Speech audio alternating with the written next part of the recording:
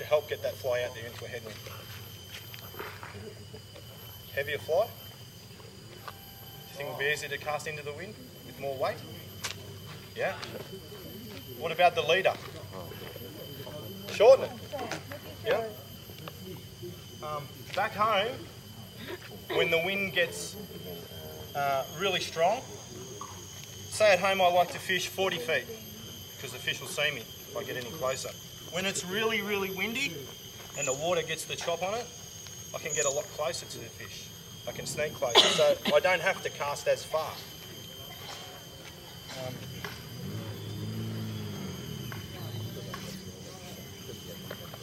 The other thing I can do is when I'm aiming low in front, I can drive the rod tip. Actually, it might be better if I do this in the water there rather than drive it in the concrete. What I can do to create tension is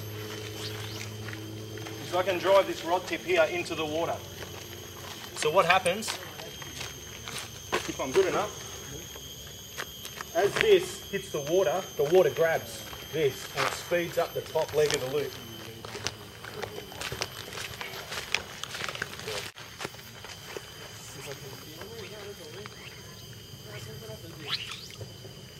You see that? See how straight it lays out? So you can help turn the fly over by placing that rod tip in the water. Is there anything else we can do casting into the wind? What do you guys do when you fish on a really windy day? Could we cast sideways? Would that be okay?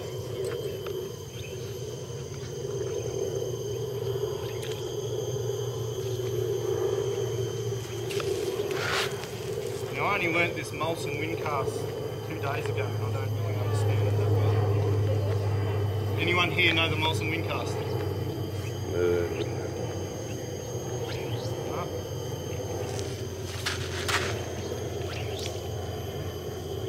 Do you know it well? You got a different take on it? Yeah. Well, you want to hear it? Yeah, I want to hear it.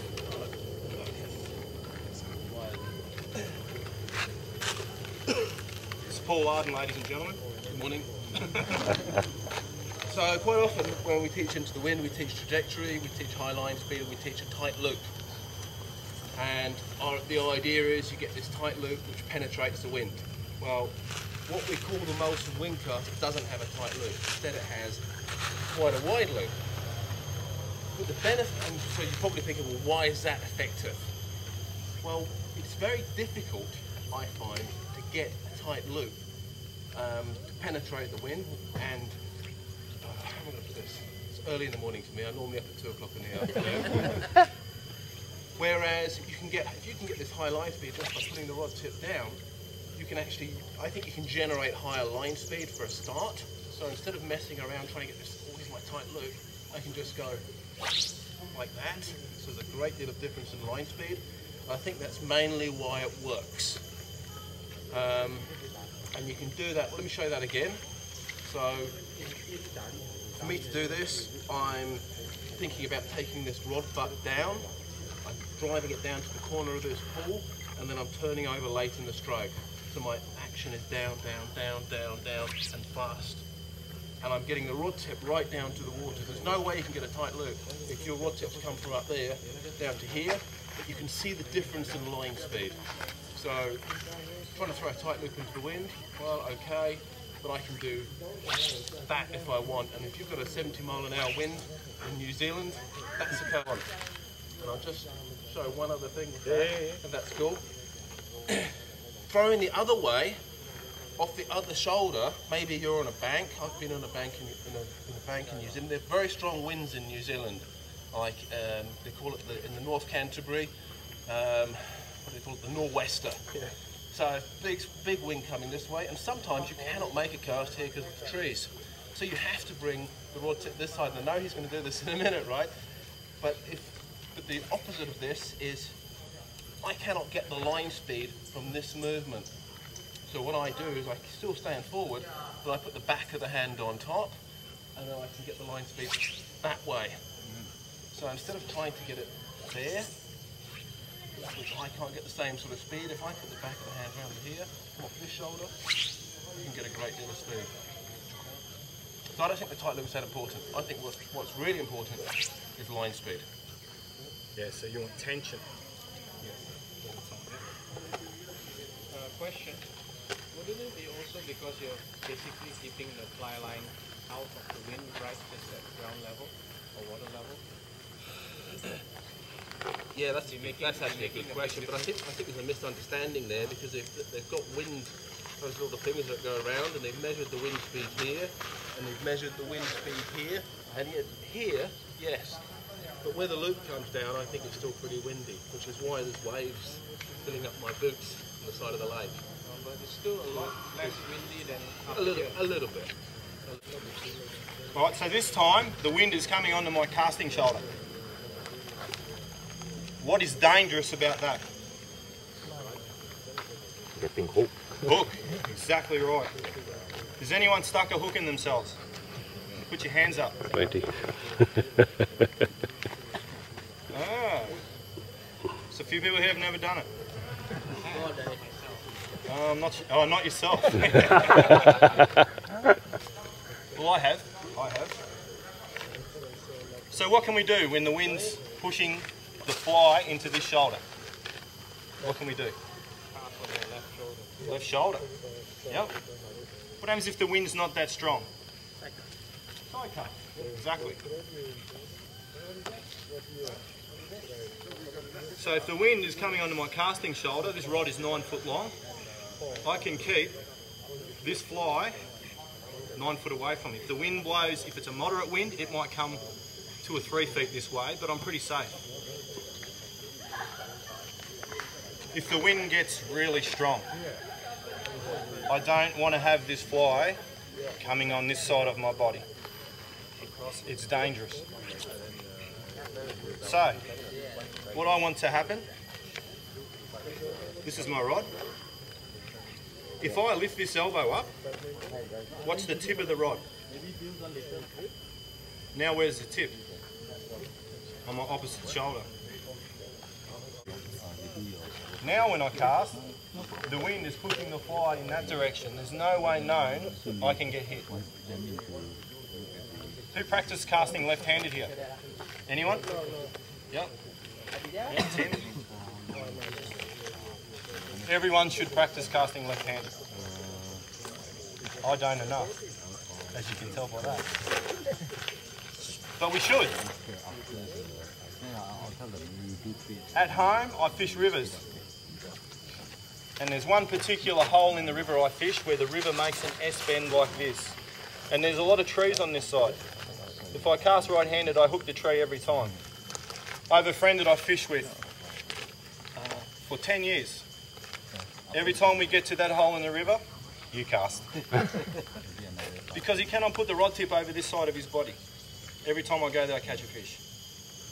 When we start, I get in the camera. So you should practice left-handed, and you should also practice with the rod tip on this shoulder. How are you doing this morning? Hey, good mate. Good. Peter Hayes taught me this. If you make a triangle with the line, you want to imagine your head is going through the triangle. You see that?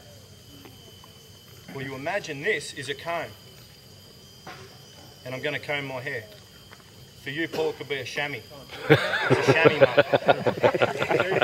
It's a chamois. Razor. Actually, we should take some razor. So if you can imagine, the important thing about this cast is this elbow. I feel like my palm, the palm of my hand, is pushing this way. If I had a tennis ball and I was going to throw a tennis ball to you, I wouldn't throw it with my thumb, I would throw it with my palm. Can you see the difference? And I feel strong.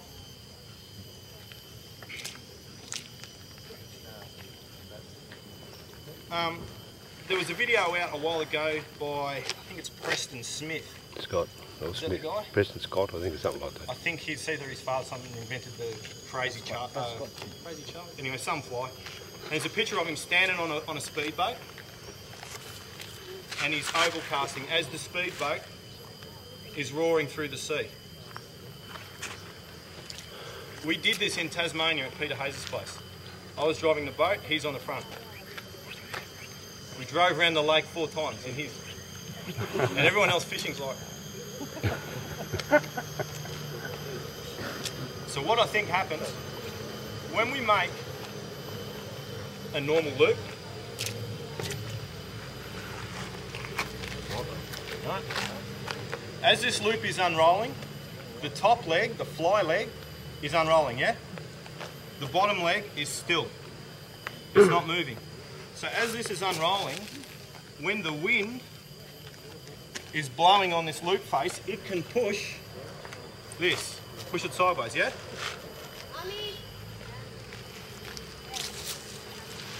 On a really windy day, if you get the fly line and just keep it moving, the wind won't push it as much.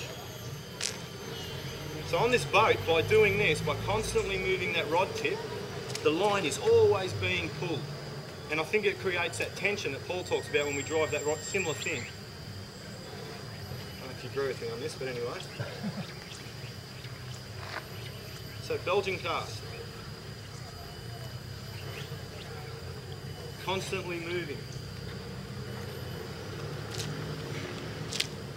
Is there anything else we can do with casting onto this side? Back delivery. Yeah, deliver. Yeah, excellent.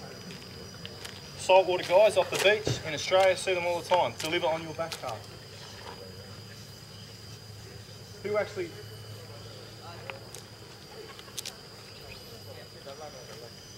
ever does this? Yeah? Yeah, that's a good delivery. Right, now we've got the wind coming from behind us.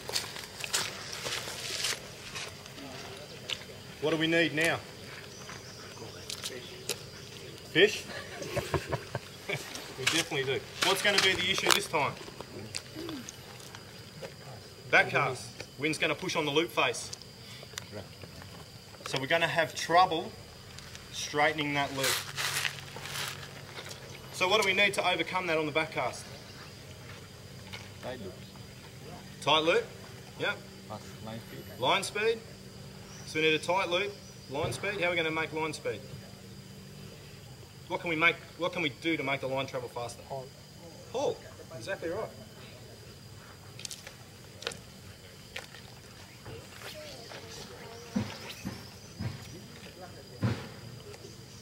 So one of the biggest things, I don't know, you saw Peter demonstrate a pick up and lay down cast yesterday. I can't believe that isn't in a CCI or MCI test. Because if you get that wrong, with the wind coming behind, if you have slack line here and make that first cast, and you end up with this big wide open loop with the wind coming behind, what's going to happen? You have no hope. So everyone here should practice this. This is really important, I think, this cast, this pick up and lay down and on water. You should do that. So you learn to throw a tight loop because you've got this wind. If people do not practice this, see this. They're never fishing, they're hooked in the back. Terrible. If the wind is really strong, when we go to Tasmania to fish, sometimes you cannot straight the back cast. It is so difficult. So thinking about tempo, when I make the back cast, should I wait? Or should I just go back forward? I think so. Because what's happening, as this loop is trying to go backwards and the wind's pushing on it, holding it back, I can't afford to wait if I can't straighten. So when I fished the first time down there, Hazy's driving the boat, don't wait. Back forward. Back forward. You want to try and get onto it as fast as possible.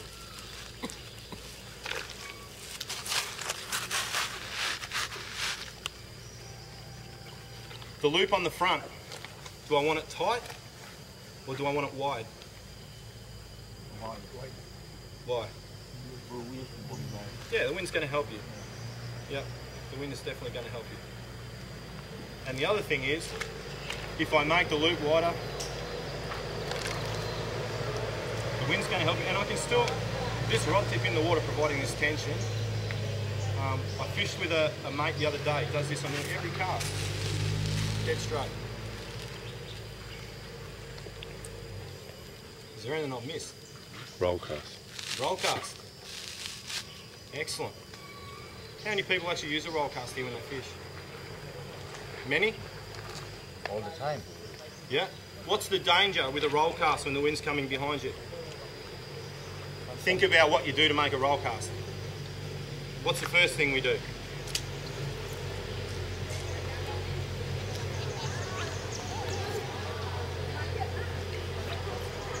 What's the first thing? Yeah, tell me, what do we do? Drag the fly back. Yep. We drag it back. Then what do we do? Lift up the rod. Why do we do that? Make a D-loop. Yep.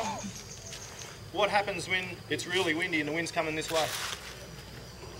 Yes, D-loop. Yes, destroys the D-loop. Where's the D-loop end up? In front of us, because the wind's pushing it this way. Do you think it's easy to make a roll cast with the D-loop in front? It's terrible. So when you're making that roll cast, soon as you're up, I think you should go. I don't think you should come here and go, oh yeah, this is a roll cast, nice D-loop. Should be straight away.